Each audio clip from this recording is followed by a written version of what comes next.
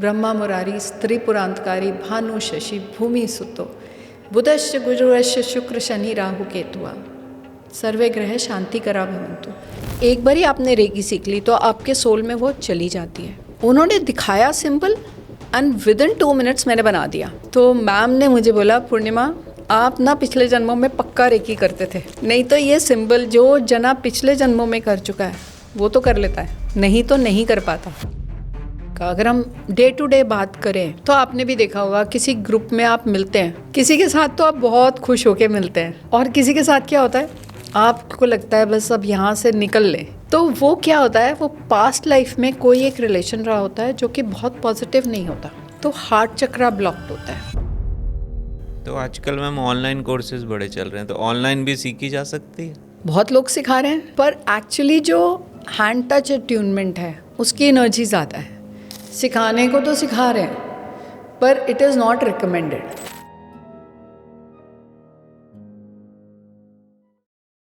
नमस्कार दोस्तों, आप सबका इस पॉडकास्ट में स्वागत है। और आज मैं आपको एक ऐसे पर्सन से इंट्रोड्यूस करने वाला हूं जो कि एक रेकी हीलर है, एंजल कार्ड रीडर हैं, न्यूमरोलॉजी और एस्ट्रोलॉजी में प्रैक्टिस करती हैं। नमस्कार पूर्णिमा मैम। नमस्कार अमित, कैसे हैं आप? मैं बहुत ठीक हूँ मैम, आप बताइए आप कैसे हैं? मैं अच्छी हूँ। पूर्णिमा मैम, सबसे पहले तो मैं आपको थैंक यू करना चाहता हूँ कि आप हमारे इस पॉडकास्ट में आए और आपकी जर्नी के बारे में हम जानना चाहेंगे कि आप टीचर रह चुके हैं एक स्कूल में जी। और मेरा एक रियल एक्सपीरियंस है आपके से रिलेटेड जो मैं आपको बताऊंगा, आपको भी नहीं वो पता। हाँ जी। लेकिन मैं जानना चाहता हूँ कि टीचिंग से आप रेकी हीलिंग्स में किस तरह से आए, क्या जर्नी थी आपकी? तो हीलिंग में मैं आई अमित इस तरह से कि क्लास होती थी 50 बच्चों की करीब करीब, और 50 बच्चों में कुछ बच्चे शैतान, कुछ बच्चे बिल्कुल सीरियस और कुछ बच्चे ऐसे कि जिनको तुम्हारे को थोड़ा सा ध्यान देना पड़ेगा।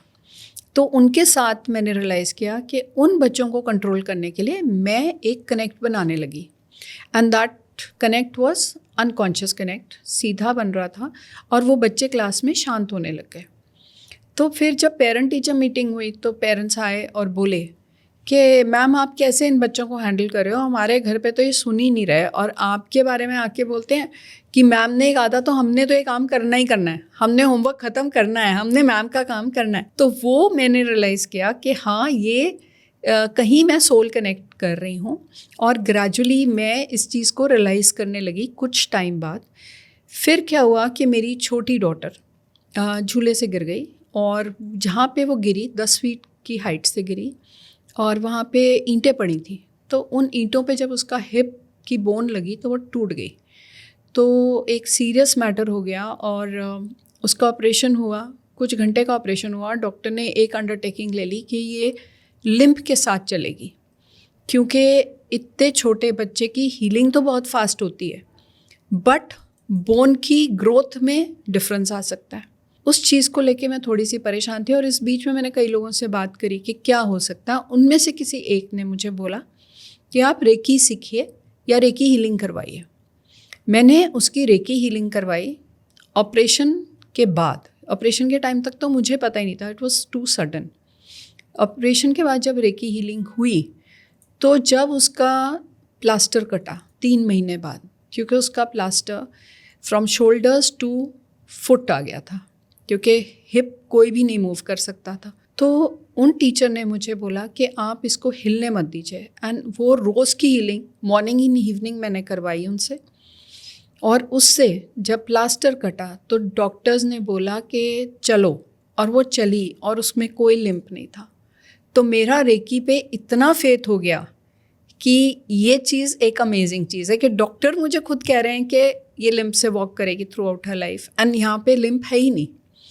तो वो एक रेकी की तरफ मेरी जर्नी हो गई और उसके बाद मैंने रेकी सीखना शुरू करा till I became the grand master. Now I prefer कि लोग सीखें, क्योंकि जब कोई दूसरा करता है तो उसकी अपनी रीजंस होते हैं करने के, पर जब आप खुद करते हो अपने लिए, अपने बच्चों के लिए, तो वो आप किसी मोटिव से नहीं कर रहे होते हो।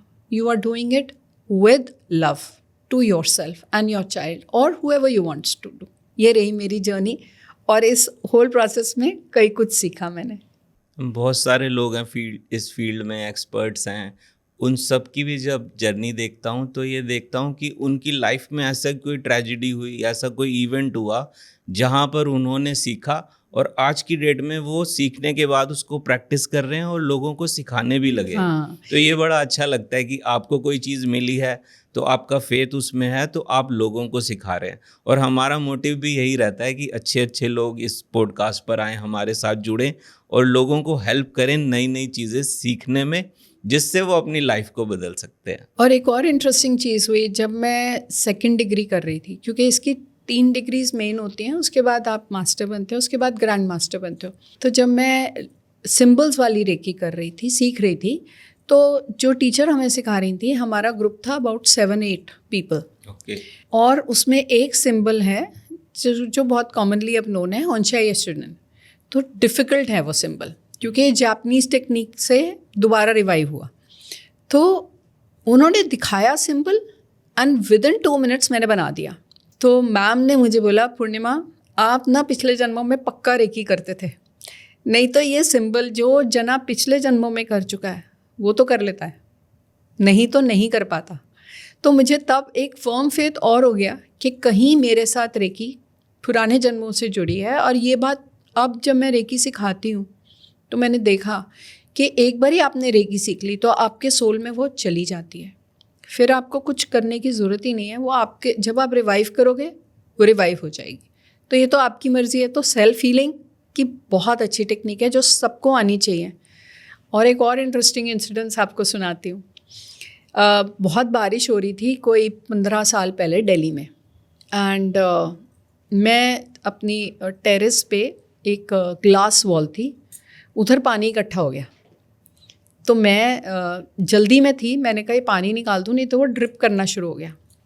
मैं उस ग्लास वॉल पे चढ़ी और वो ग्लास एक जगह से क्रैक हो गया। जब वो शीशा मेरे अंदर घुसा तो वो it was bleeding so profusely कि पूरे ही फर्श लाल हो गया ब्लड से। मैंने अपना हाथ उसी टाइम उस पर रखा, हॉस्पिटल खुद ड्राइव करके गई, डॉक्टर को आने में 30 मिनट्स लगे, 45 स्टिचेस मेरे लगे, पर मेरे को ब्लीडिंग की प्रॉब्लम नहीं आई क्योंकि मैंने हाथ रख दिया था। और रेकी जो है आपके हाथ से फ्लो करती है, provided you have the strength to accept कि हाँ रेकी फ्लो कर रही है और ये डिवाइन एनर्जी है। तो आप कुछ नहीं कर रहे हो, ऊपर से डिवाइन एनर्जी आ रही है।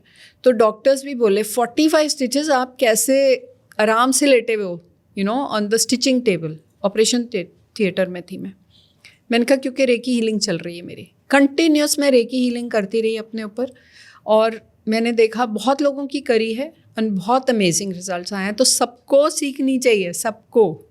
It's amazing energy. मैम आपके हीलिंग और काउंसलिंग के किस्से तो हमने पर्सनली सुने हैं। मेरी एक सिस्टर है जी। उस समय तो हम छोटे छोटे बच्चे होते थे, आप हमारी टीचर होती थी उस समय। तो वो पढ़ाई में बहुत ज़्यादा अच्छी नहीं थी। हमें लगता था कि भाई कैसे ये मैथमेटिक्स कर पाएंगी, कैसे पास हो पाएंगी। और ऐसा चल रहा था कि किसी तरह से कुछ ऐसा हो कि ये अच्छे हो जाएं पढ़ाई में। लेकिन अचानक से उस समय पे आप उनकी क्लास टीचर बन गई और मैजिक हुआ एक तरह से। वो उसी क्लास में जहाँ पर वो बिल्कुल ही उसकी पोजीशन बहुत डाउन आती थी, वो एकदम से फर्स्ट आ गई। हाँ। वो एकदम से चेंज हो गई, उसके बात करने का तरीका, उसके सोचने का तरीका बदल गया। तो ये आपकी हीलिंग थी या काउंसलिंग थी? दोनों चीज़ें। सी, काउंसलिंग बहुत इफ़ेक्टिव है अगर जना रिसेप्टिव हो। रिसेप्टिविटी आप कैसे बढ़ाते हो?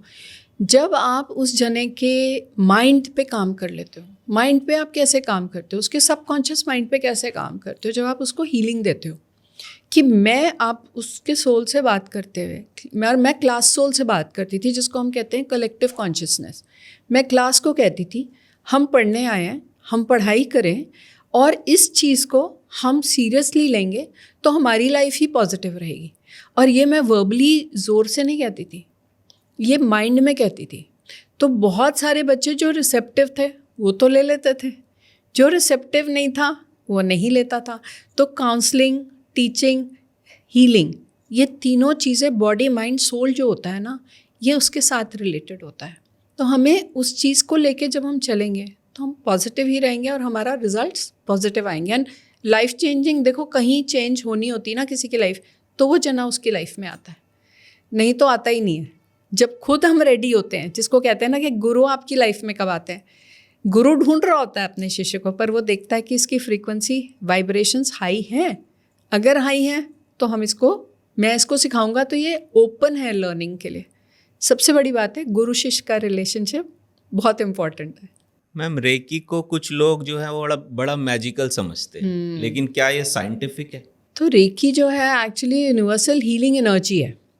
एंड यूनिवर्सल हीलिंग एनर्जी में हम जो है एक कंड्यूट बनते हैं, जैसे कि तार निकल रही है एक हॉलो पाइप से, तो हमारी जो स्पाइन है वो एक हॉलो पाइप है, और हम अपने टॉप चक्रा, जिसको सहस्रार कहते हैं, वहाँ से वो डिवाइन एनर्जी रिसीव कर लेते हैं।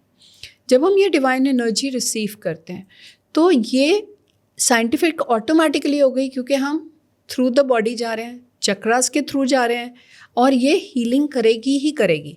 तो this is definitely scientific with this thing. And जब हम, इसका एक बहुत अच्छा एग्जाम्पल है डॉक्टर उसाई, जिन्होंने रेकी को दोबारा रीइंट्रोड्यूस किया। एक्चुअली रेकी थी इंडिया में, बुद्धा जी करते थे। उनकी एक किताब है जिसको हम रेफ़र करते हैं, जिसमें उन्होंने बहुत गुप्त तरीके से बहुत सारी चीज़ें लिखी हुई हैं। तो जब डॉक्टर उसाई, जो कि जापान के रेकी हीलर थे और जिन्होंने रेकी एक्चुअली रीइंट्रोड्यूस करी वर्ल्ड में, वो ढूंढ रहे थे, वो एक्चुअली एक कॉलेज में या स्कूल में एक टीचर थे और वो क्रिश्चियनिटी के बारे में पढ़ाते थे। तो एक बच्चे ने बोल दिया कि सर, क्रिश्चियनिटी आप पढ़ा रहे हो, जीसस जो थे वो तो हैंड से हीलिंग कर देते थे, आप बताओ कि कैसे होती है वो हीलिंग। वो उनके माइंड में एक क्वेश्चन मार्क बहुत बड़ा डल गया कि कैसे होती है ये हीलिंग। तो ही स्टार्टेड सर्चिंग उसके आंसर, और उनको वो आंसर कहाँ मिला? वो 21 दिन के लिए एक माउंटेन पे चले गए ध्यान लगाने के लिए, और जब वो ध्यान लगा रहे थे फॉर 21 डेज, वो इतने डीप चले गए कि ना उनको पानी का ना खाने का कोई सुती। 21st डे पे उनको एक लाइट नज़र आई जो ईस्ट से सीधा उनकी तरफ आ रही थी।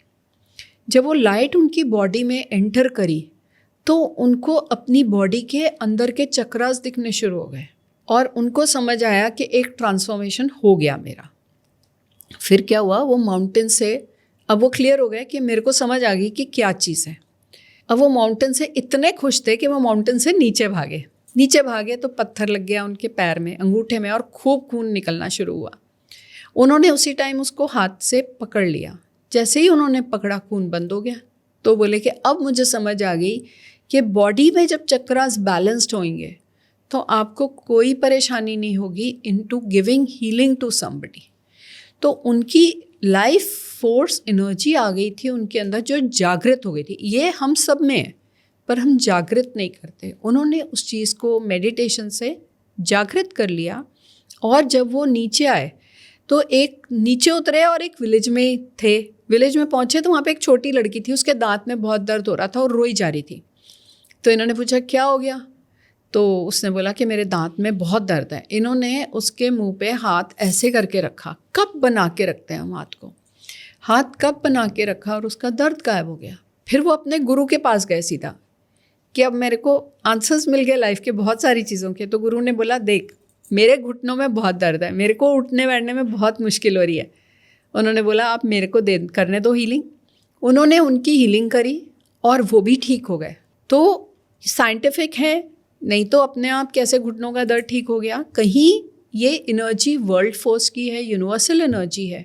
और उसके बाद उन्होंने बहुत हीलिंग करी। खाली ये हुआ कि क्योंकि वो फ्री कर रहे थे तो लोगों ने उसकी कदर नहीं करी। तो जब वो वापस आए दूसरे गांव से, तो उन्होंने देखा लोग फिर से financial situation, emotional situation, health situation में फंस गए। तो उन्होंने बोला कि अब मैं पैसे लूँगा, जब मैं पैसे लूँगा तो ये लोग इस चीज़ की कदर करेंगे। तो आज तक रेकी कभी भी किसी को फ्री नहीं देते। चाहे आप उनसे 1 रुपया लें, चाहे आप उनसे 50,000 रुपये लें, पर लेना आपने ज़रूर है।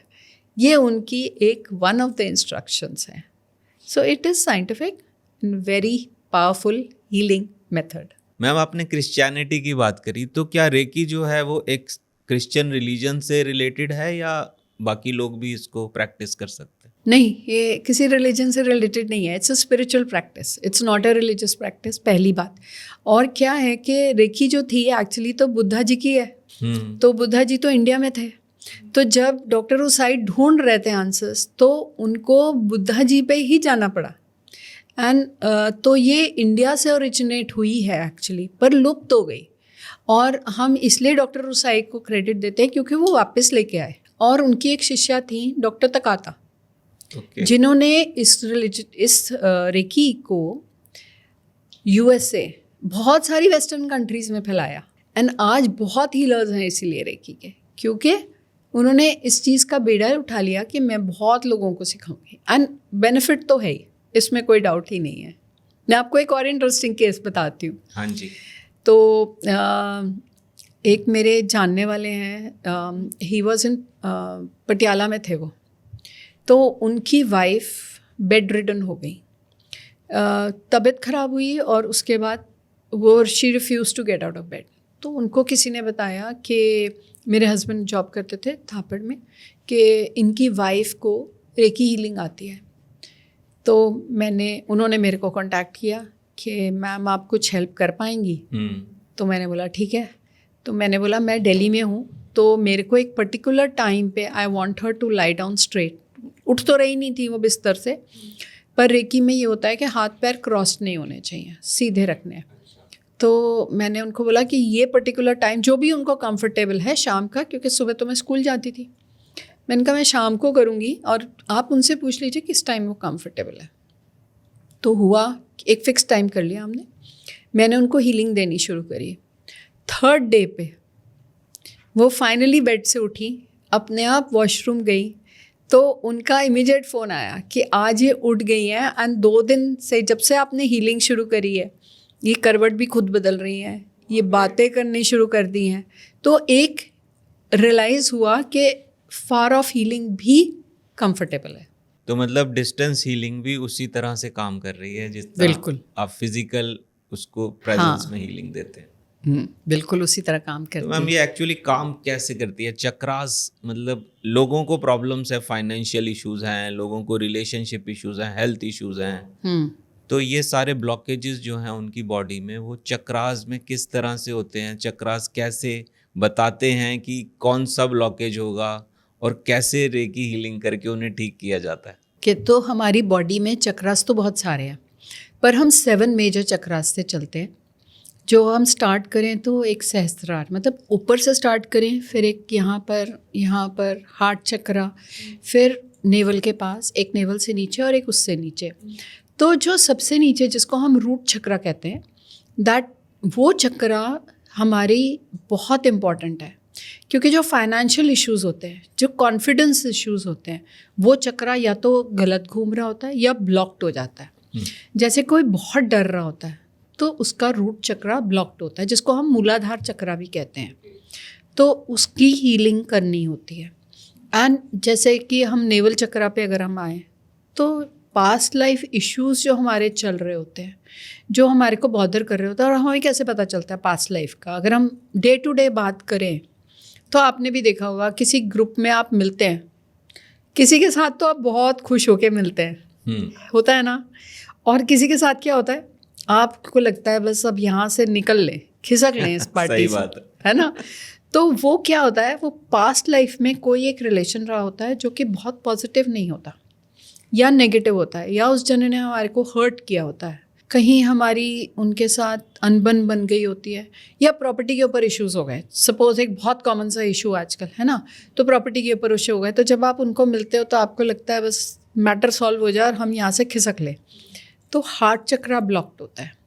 जब कोई जना बोल नहीं पाता, मतलब अपने मन की बात नहीं कह पाता और डरता है कहते हुए, तो और या उसको कफ एंड कोल्ड बहुत रहता है, तो बहुत बारी देखा गया है उसका थ्रोट चक्रा ब्लॉक्ड होता है।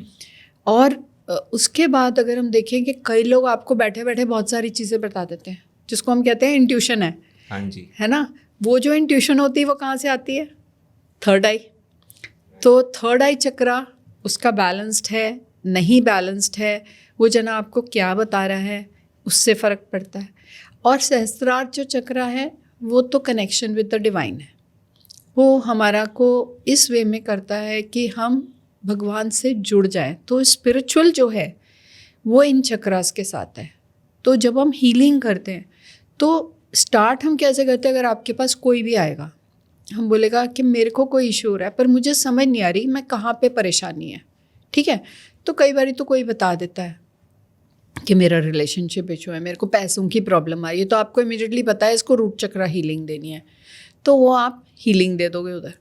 पर कई बार नहीं पता चल रहा, मैं कंफ्यूज्ड हूँ, मेरे साथ क्यों हो रहा है ज़िंदगी में, हर चीज़ मेरे साथ ख़राब हो रही है, फाइनेंशियल इश्यूज़ हैं, रिलेशनशिप इश्यूज़ हैं, मेरी नौकरी चली गई है। तो आप क्या करोगे, आप उस टाइम डाउजिंग यूज़ कर सकते हो, उसके देखो कौन से चक्र ब्लॉक्ड हो गए हैं, कहीं पे ब्लॉक्ड है वहाँ पे उसको रिलीज़ करने के लिए बोल दो। ओके। आप उसको फूड खाने के लिए बोल सकते हैं, आप उसको हीलिंग दे सकते हो, डिपेंड्स आपको क्लाइंट आपका क्या चाह रहा है। तो बहुत इजी हो जाता है रेकी हीलर के लिए या कोई भी हीलर के लिए to heal a person who is having these issues. लेकिन हील करने से पहले आप चेक कैसे करते हैं कि उसी चक्रा में ब्लॉकेज है? जैसे सपोज उसने बताया मेरे रिलेशनशिप इश्यूज है, तो रिलेशनशिप से रिलेटेड वो चक्रा है, लेकिन उसे चेक भी तो करना पड़ेगा। बिल्कुल, तो वो हम डाउजर से चेक करते हैं, डाउजिंग क्रिस्टल्स आते हैं, तो वो हम उसके हार्ट पे और थ्रोट पे करेंगे। थ्रोट चक्र अगर ब्लॉक्ड हो जाता है किसी का भी, तो हमने क्या देखा, गलत शब्द बोलेगा, चिल्ला के बात करेगा, तो हमको समझ आ गया, या वो बात ही नहीं करेगा। जब प्रॉपर वर्क नहीं कर रहा तो या तो थ्रोट चक्र बंद ही हो जाता है एकदम, और कई बार वो इतना ज़्यादा बोलना शुरू कर देता है, बोलता चला जाता है, बोलता चला जाता है, तो आपको मालूम है कि चक्रा बैलेंस्ड नहीं है। तो आप उसका चक्रा पे वहाँ पे बैलेंस कर लोगे। और अगर नहीं पता चल रहा तो बेस्ट इज़ डाउजिंग। तो एक एग्जांपल मैं आपको बताती हूँ, हमारे कोई किसी ने मुझे कांटेक्ट किया कि मेरी मदर के पैरों में बहुत दर्द हो रहा है, आप आके रेकी हीलिंग कर दीजिए। जब मैं वहाँ पे गई तो मैंने उनसे पूछा, तो बोली मेरे को खाली पैरों में दर्द है।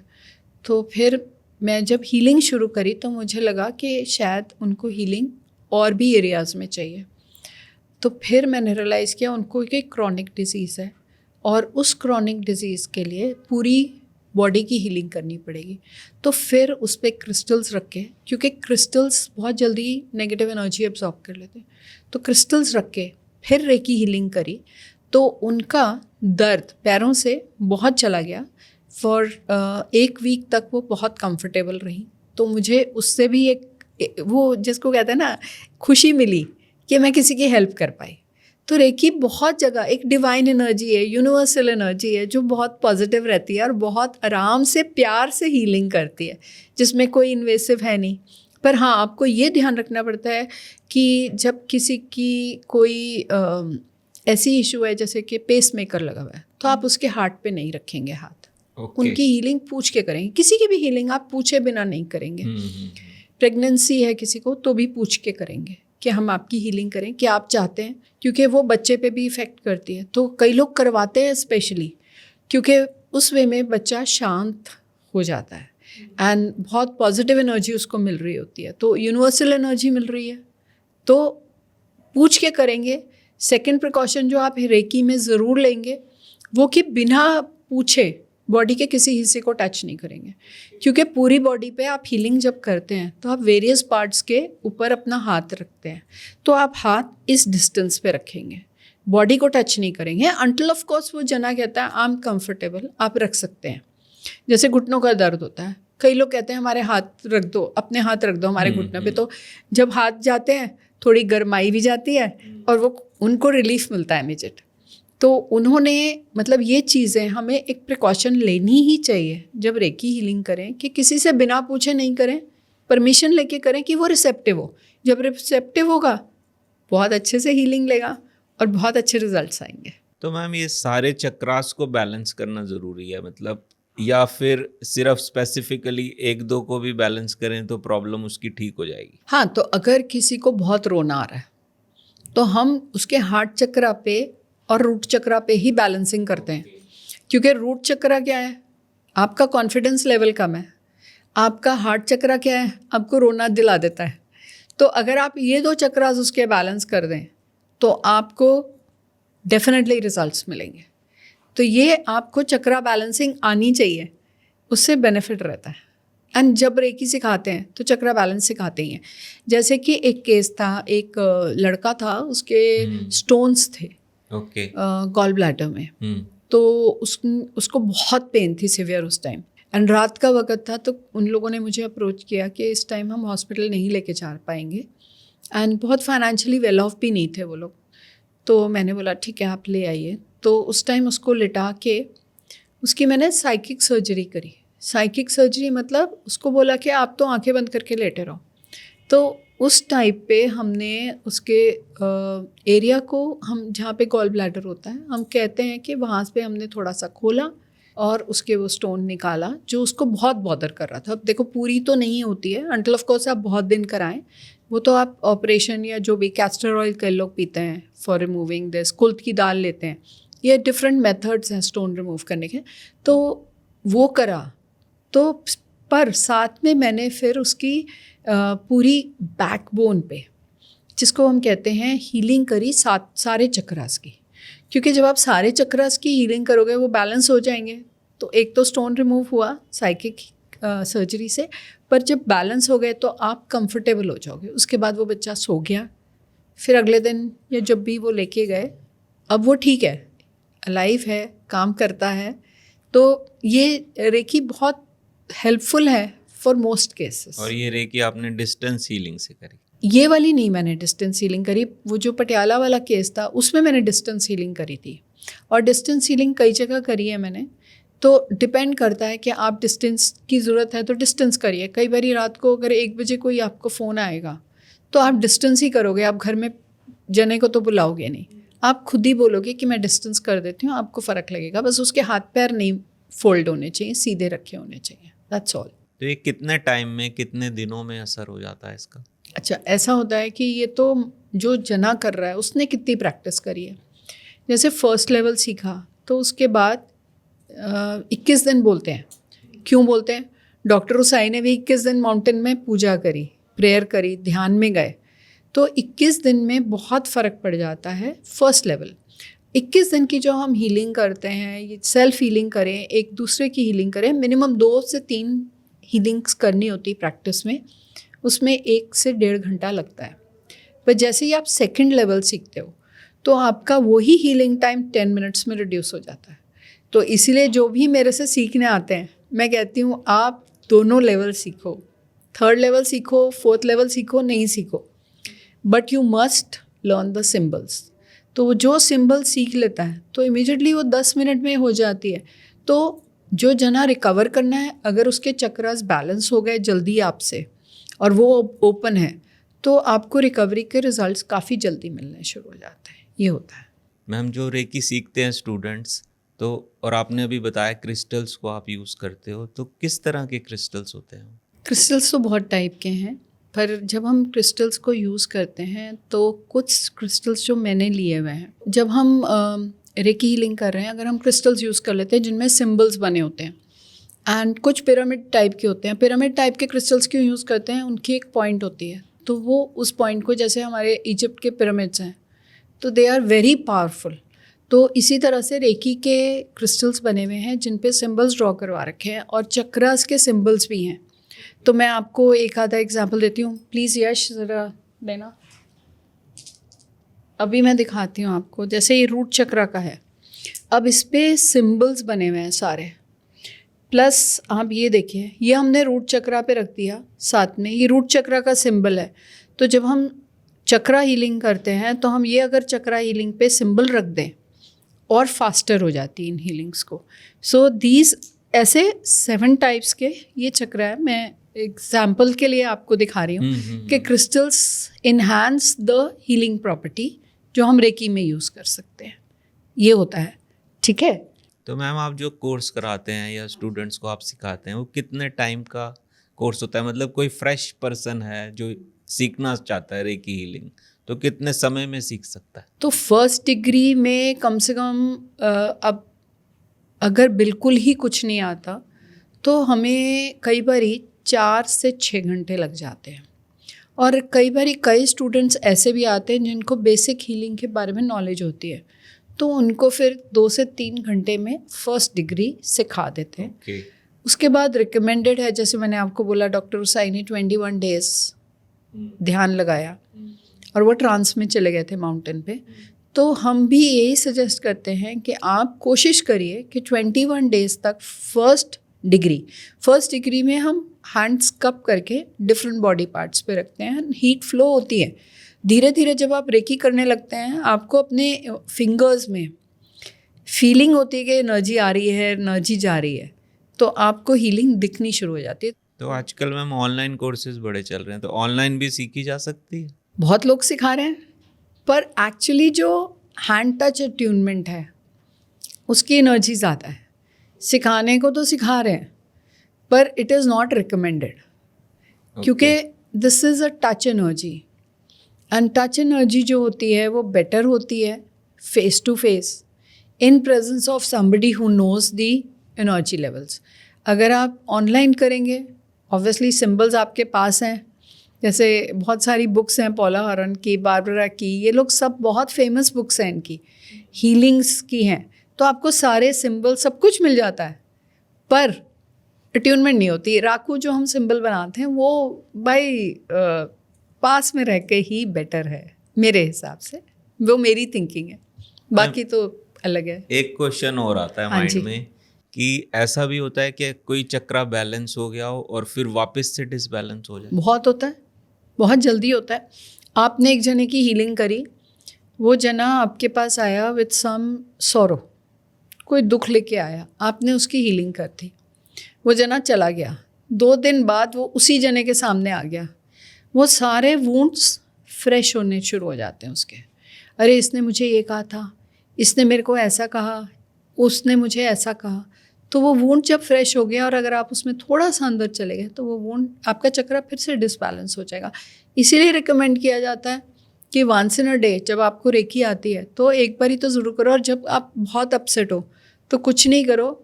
अगर आपने 2nd डिग्री करी है तो 10 मिनट के अंदर अंदर आप पूरी अपने चक्रास को बैलेंस कर लोगे, फिर सामने वाला कुछ भी कहता रहे, आपको असर ही नहीं होता। तो इस हिसाब से तो हर किसी को रेकी सीखनी चाहिए? बिल्कुल सीखनी चाहिए, मैं तो कहती हूँ कि सबको सीखनी चाहिए। It is a healing technique, और बहुत, मैंने आपको कितने एग्जांपल्स बताए, बहुत बेनिफिट हुआ है, जिसकी वजह से ना आपको हॉस्पिटल के चक्कर कम हो जाते हैं, पैसे आपके बचते हैं। एक बारी ज़रूर आप टीचिंग में जब आप सीखते हो तब आप खर्च करते हो, पर आप किसी के पास रिपीटेडली हीलिंग के लिए जाओगे तो आप पैसे खर्चोगे ना। इधर आप खुद ही कर रहे हो, जब आपका टाइम है, आपके पास टाइम है, तब आप कर लेते हो, ये फ़र्क हो जाता है।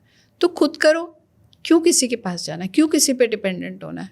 आपके पास रात को 10 बजे टाइम है, आप 10 बजे करो, सुबह 5 बजे उठो 5 बजे करो, दोपहर को आपका ब्रेक टाइम है उसमें कर लो। अगर जैसे कि मैं स्कूल में जॉब करती थी, कभी कोई बहुत ज़्यादा बोल गया तो क्या करो, चुपचाप चेयर पे बैठ जाओ या किसी कमरे में चले जाओ जहाँ पे बच्चे गए हुए हैं स्पोर्ट्स के लिए, कमरे में बैठ जाओ और अपने आप को हीलिंग देनी शुरू कर दो। आप बैलेंस हो गए, आप बैलेंस हो गए तो नेक्स्ट क्लास के लिए जब आप गए, you are in a balance state, you are not agitated, you are not irritable.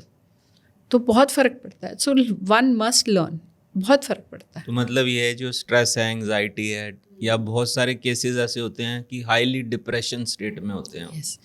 तो वो सब भी हील किए जा सकते हैं? देखो, हाईली डिप्रेशन स्टेट जो हो गई उसमें तो बहुत डिसबैलेंस हो गया, ठीक है, वो तो एक अलग लेवल पहुंच गया। पर जैसे स्ट्रेस है या एंग्जाइटी है तो आपके रूट चक्रा डेफिनेटली, हार्ट चक्रा डेफिनेटली ये इफ़ेक्टेड हो जाता है, और कई बार थर्ड आई चक्रा भी इफ़ेक्टेड हो जाता है। तो इनको बैलेंस करना, एंड घर में अगर आप कर रहे हैं, अगर आपको बार बार ही स्ट्रेस हो रहा है किसी भी चीज़ से, तो पहले तो आप कोशिश करिए कि उस चीज़ से थोड़ा सा अलग हो जाइए। जब आप दूरी से किसी भी चीज़ को देखते हैं तो आप एक कंपोज स्टेट में देखते हैं, आप उसको एक अलग नज़रिए से देखते हैं। दूसरा, अपने आप को बैलेंस करने के लिए अलोम विलोम ब्रीदिंग टेक्निक बहुत इफ़ेक्टिव है। सबसे पहले ब्रीदिंग टेक्निक अलोम विलोम करो, आप शांत हो जाओगे। जब शांत हो जाओगे, कैसे शांत हो जाओगे, क्योंकि 3 नाड़ियाँ, ईड़ा पिंगला सुषुम्ना, हाँ जी, तो जब वो बैलेंस वे में चल रही हैं तो आप डिसबैलेंस हो ही नहीं सकते। पर डिप्रेशन अगर एक्यूट है तो you need professional help in a different way, तब आप इनसे काम लीजिए। बट दिस इज़ नॉट कि आप अपनी दवाइयाँ छोड़ दें और रेकी पे खाली डिपेंडेंट हो गए, नहीं। एक स्टेज आएगी जब आप वापस आने लगेंगे, फिर आप रेकी पे आ जाइए, कोई भी मेथड से आ मतलब जाइए। रेकी हमको हेल्प कर सकती है मेजर इलनेस में ना जाने के लिए। हाँ, मतलब आप जब देखो क्या होता है, जब स्ट्रेस ज़्यादा हो जाता है या एंग्जाइटी ज़्यादा हो जाती है, हमारी बॉडी के जो इमोशंस होते हैं वो डिसबैलेंस हो गए। डिसबैलेंस हो गए मतलब हम परेशान हो रहे हैं ज़्यादा, फिर हम थ्रोट चक्रा को इफ़ेक्ट करते हैं क्योंकि हम गलत बोलना शुरू कर देते हैं। थ्रोट चक्रा इफ़ेक्ट हुआ, हमारी थिंकिंग उससे, थ्रोट चक्रा ये बहुत क्लोजली रिलेटेड है, हमारी थिंकिंग कन्फ्यूज्ड हो जाती है। तो जब आप अनुलोम विलोम करते हो, आप अपने आप को बैलेंस करते हो। और दूसरी टेक्निक है, आप अपने इस तरह से शांति से इसको करो तो कन्फ्यूजन ख़त्म होने लगती है बॉडी की। ये योगा में सिखाते हैं। तो ये सारी चीज़ें जब आपको करते हैं आप किसी के साथ, तो आप खुद ही बैलेंस्ड होने शुरू हो जाते हैं, फिर आपको दिखता ही नहीं गलत। जो हमारे गुरु थे, जैसे कहते हैं ना, बुद्धा के ऊपर किसी ने चिल्लाया तो उन्होंने बोला मैंने तेरा लिया ही नहीं, वो तो तेरे पास ही रहा। वही चीज़ हमारे साथ हो जाती है। कोई कुछ भी बोल रहा है, हम बैलेंस्ड हैं, हमें नहीं असर पड़ रहा कि वो हमारी बुराई कर रहा है, हम चुपचाप हो जाते हैं। अब बुराई जब करते हैं, कौन कब क्या होता है बुराई जब कोई करता है, हम सेंसिटिव होते हैं तब हम उसकी बुराई लेते हैं, खाली सेंसिटिव नहीं होते, कहीं एक इरिटेशन भी चल रही होती है हमारी बॉडी में। तो सेंसिटिविटी बहुत लोगों में देखी गई है जो बहुत जल्दी इरिटेट हो जाते हैं। तो बहुत वो लोग होते हैं जो इरिटेट हो जाएंगे। इवन मेरा क्वेश्चन भी अगला यही था, मेरे माइंड में आ गया था कि आपने बता तो दिया कि बैलेंस रखना है, लेकिन उस समय पे वो रख नहीं पाता बैलेंस। हाँ, वो नहीं रख पाता क्योंकि उस टाइम तो उसके माइंड में वो पुराने सारे जख्म आने शुरू हो जाते हैं। तो जब आप सुबह उठो, before you get out of bed, सबसे पहले भगवान का शुक्रिया अदा करो कि भगवान आज मैं उठ गया हूँ, मैं सांसें ले रहा हूँ, मैं ज़िंदा हूँ और मैं एक और अपनी कार्मिक चीज़ों को ख़त्म कर रहा हूँ।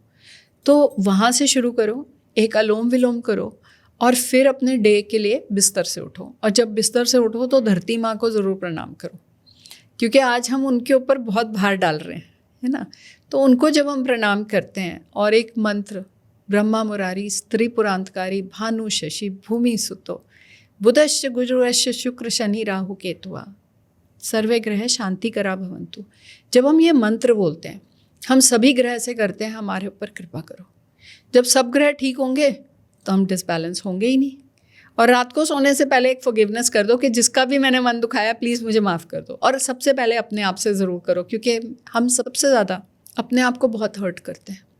हम दूसरे की केयर ज़्यादा करते हैं, अपने को छोड़ देते हैं। सही बात है मैम।